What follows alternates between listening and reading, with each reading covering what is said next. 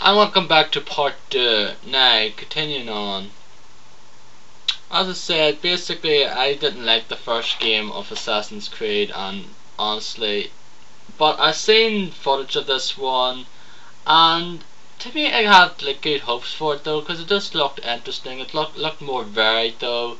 The cities, the area, the Renaissance Italy looked a lot more interesting than basically with Jerusalem and that Damascus. In the first game now, basically it was the 12th century, wasn't it? And this is like the 15th century, set in like the 1400s.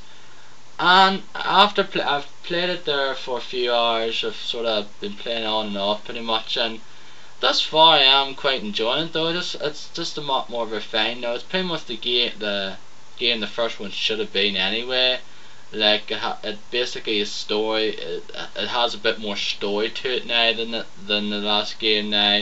Like you really sort of care what you sort of get into the character of Ezio this time, rather than basically what was the last one about. You just go, couldn't really care about Altair, couldn't care about the whole story though. It was just basically nonsense to me though at the end of the day, and you couldn't care less though. And as I say, I got bored with it, and therefore I just basically couldn't care at the end of the day. But as I said though, it is a really good game. There's a lot more refined now. There's a lot sort of more vision Fridays. Like the areas look nicer though. I really like the way it looks. And as I said, the characters are more interesting than they are.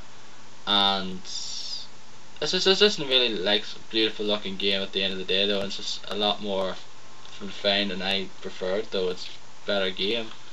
I don't think it'll make me want to go back to the first one now, because after playing this and then trying to go back to it, I couldn't be bothered though anyway, because the first one to me sucks.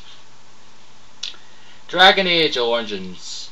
I got this at the start of November when it came out. As I said, it came with a code for free downloadable content for the Stone Prisoner and the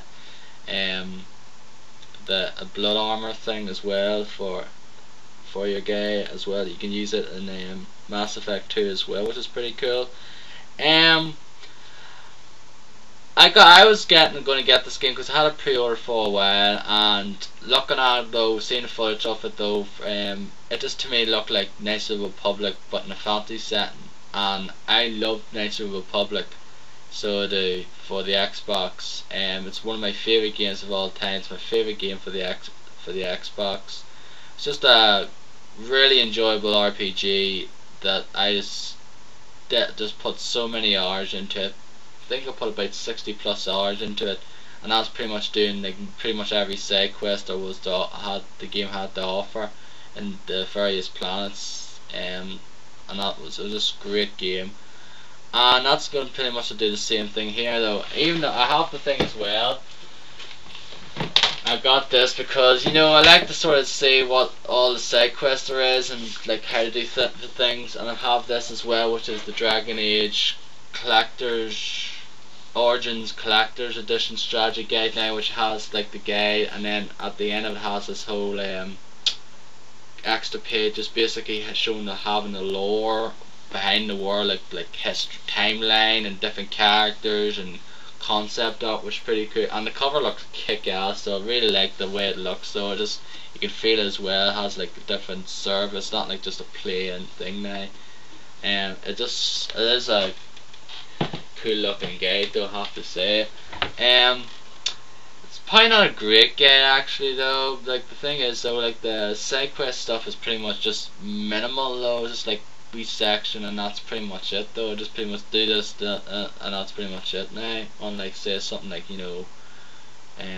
Knights of the Republic though, where it just basically had a detailed outline of what you had to do. But I like this game now, I really do enjoy it though.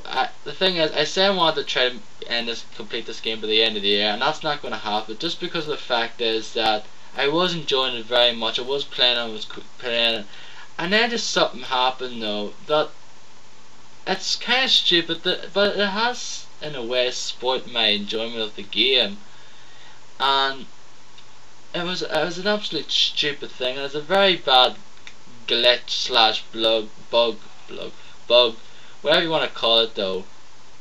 And it has to do with the DLC, the Warden's Keep DLC, in that during it though there's a battle in the second floor of the keep, where you fight these demons. You fight this rage demon and you fight these like lower demons then, and basically you defeat them and then you defeat them and then you go on to you get on to the next. There's a door, then you just open it up and then go on.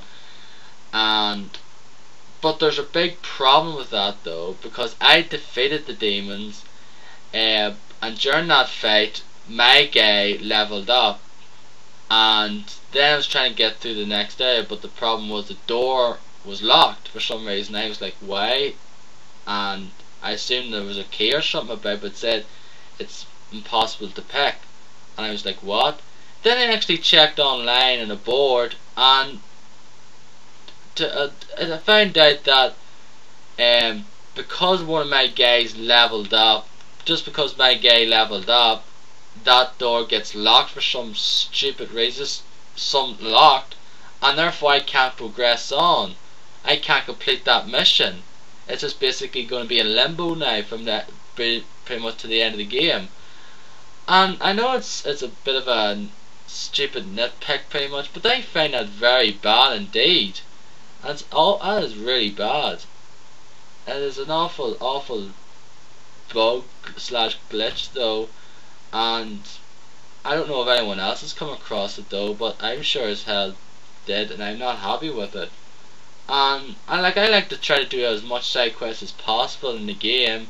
I like pretty much every side quest, and the thing is I can't do it now in my first playthrough, because the fact is that there is pretty much the thing. And the thing is I don't have a recent save, because if I had a save before the fight then I could just go somewhere else and fight and then level up and then come back then, but the problem is I don't, because the saves I have were one after the battle and an auto save which just basically as the battle starts, and the save before it's like 2 hours before, because like you didn't know, I wasn't going to know that this was going to happen to me, but eventually unfortunately it did, and it just pretty much screwed up my enjoyment of the game because of that, and I just didn't like it whatsoever then. I like went back to it there, and I tried a little tactic, say I'll kill my guy and then fight them, but if it's still the guy levels up though, you still get experience points, even though your character's dead, you still get points. Your other guys fight and they defeat them and you still get the points as well, experience points. So basically that's pretty much it. Kind of ruined for me though in a way though, but I probably will get back to it probably in the year and just go do every other quest though except for it though. I'll probably just do it if I plan to play it again, but chances are I won't though, because for the most part I don't tend to play RPGs more than once. It's for the most part I don't. I just tend to play through them once though and then never play them again really. Sorry about that, I went way on too long about that there. But anyway, next game is Call of Duty Modern Warfare 2. Of course, I think pretty much everyone was going to get this game no matter what. It's the Hardened Edition, which cost me £65, and pretty much should have gotten the shops because I've seen it for £50, £60 or whatever afterwards. Honestly, it's not even worth £65, because what do you get with it? A book, steel case, and token for Call of Duty Classic. Yeah, that's cool. But like, for that there, you should get a bloody DVD or something behind the scenes look or something like that. Because that's what most limited editions have anyway, but this one doesn't.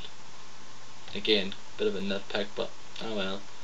I'm not going to go into much of it though. As I said, I just want to try to read things along. It's going to be 3 parts as usual.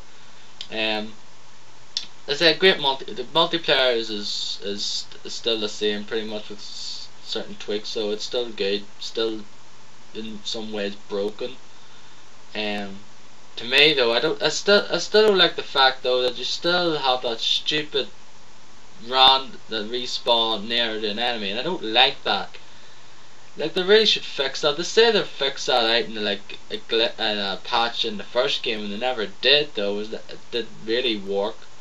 And it's the same in this one here, where you sometimes are fighting and you die, and then you get spawned right next to an enemy, or an enemy's right in front of you, and you die just because the fact is you weren't aware of it in time, and it's just annoying.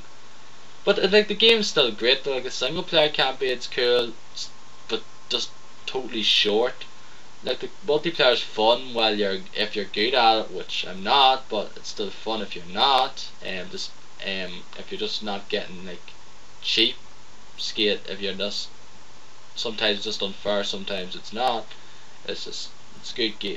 That's it. Pretty much all I can say about it. So let's stay tuned for part 2.